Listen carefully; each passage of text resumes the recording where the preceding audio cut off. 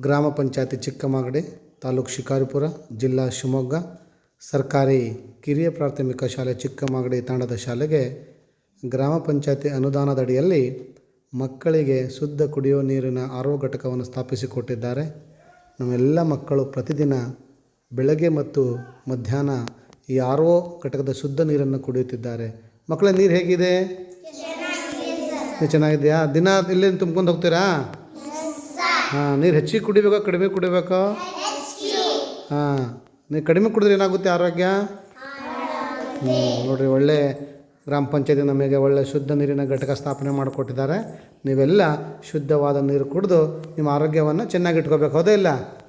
ಹಾಂ. ದಿನಾಲು ಕೈ ಕಾಲು ಎಲ್ಲ ನೀಟಾಗಿ ಮನೇಲಿ ತೊಳ್ಕೊಬೇಕು. ಮನೇಲಿ ಕೂಡ ಒಳ್ಳೆಯ ನೀರನ್ನು ಕುಡಿಬೇಕು. ಅರ್ಥ ಆಯ್ತಾ ಮಕ್ಕಳೇ?